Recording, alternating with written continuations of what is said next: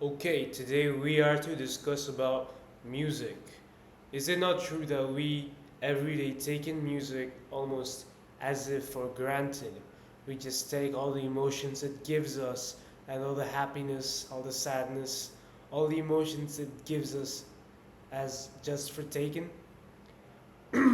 What I want to say is that these things, we should be more aware of it, what it does to us, music. So, have you ever just listened to a song? One of your favorite songs probably will make you feel such intense emotions, very, very heavy emotions. It might take you to the past, make you think of a different future, and even feel emotions that maybe you didn't know even existed. Maybe it was transplanted by the writer of the music that makes you imagine things like you were suddenly in a medieval castle, and you're a knight and you're fighting for a princess, or maybe you're trying to fight off a horde of zombies, like when you listen to metal music, for example. So I've been reading some ancient stuff. Well, the book itself is not ancient, but what it discusses is ancient stuff. And if you've ever heard of Plato or Aristotle, so these are two philosophers from back then, and basically both of them their had opinions about music. Plato, he said that we should only learn some types of music. Other types, they just get on your nerves and they disturb the human soul. And we should only listen to songs that are good in a way they're calming and they bring courage and bravery. While other music that kind of hurts the soul and kind of scares it or disturbs it, these kinds of music should be cast away. And another philosopher, both of them are from ancient Greece, is Aristotle. He highlighted that music can make a crazy person go calm, make a calm person go crazy, and and make emotions come out: pity, jealousy, fear. You know, you've watched horror movies and many other emotions. So there it is. We have been feeling emotions from music all this time for thousands of years. But what I feel like is that, especially today, with so many music, which is practically unavoidable, so which means that you're not voluntarily choosing to play this music, it makes it even more so that we're not aware of what the music does to us.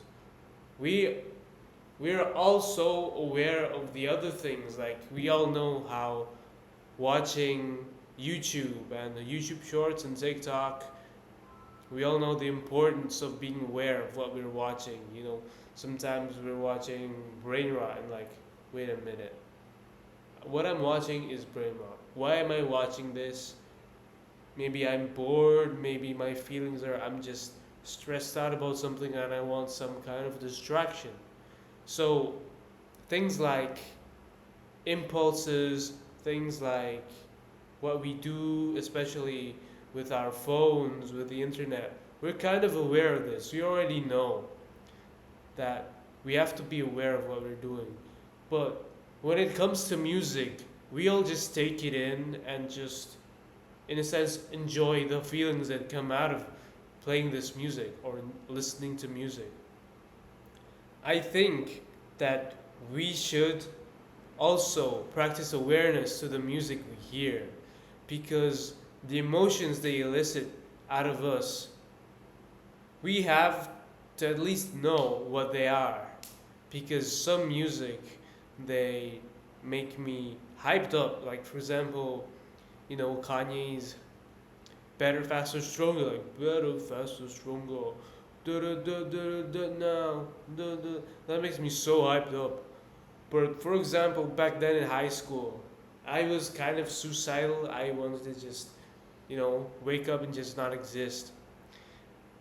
And guess what? What I was listening to? I was listening to suicidal songs, Japanese songs. Back then, I was watching lots of, Japanese media, anime and stuff. And also, I listened to Japanese songs, J-pop. And it happened that, what are they about? They're about their friends had suicide. They want to do suicide.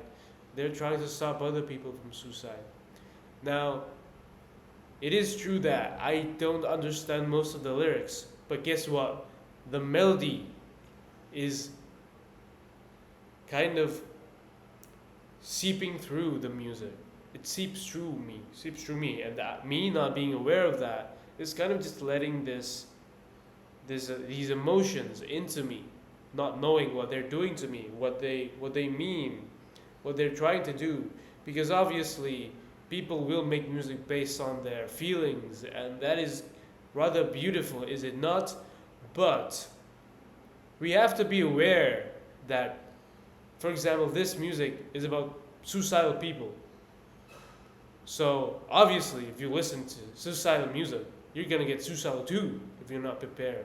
You have to have the mental preparations. Like, okay, I'm going to listen to suicidal music for whatever reason I want to listen to suicidal music.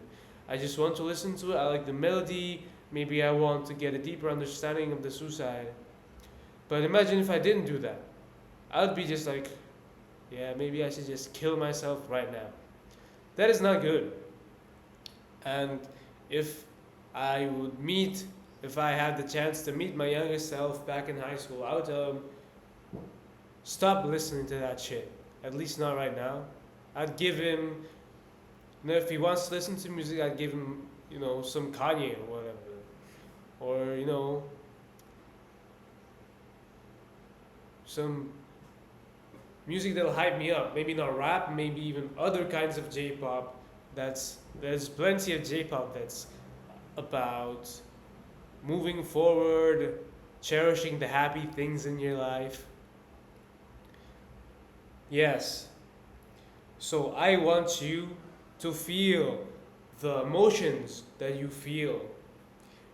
But after that, after you feel the pity, after you feel the regret, after you feel the happiness, even after you feel hatred, anger, motivation, I want you to be aware, be mindful of what you're feeling. And it will add a depth to your life that I'm sure will, at least it will make things more interesting. And another effect is, obviously, you will be aware of how your emotions are changing from this music.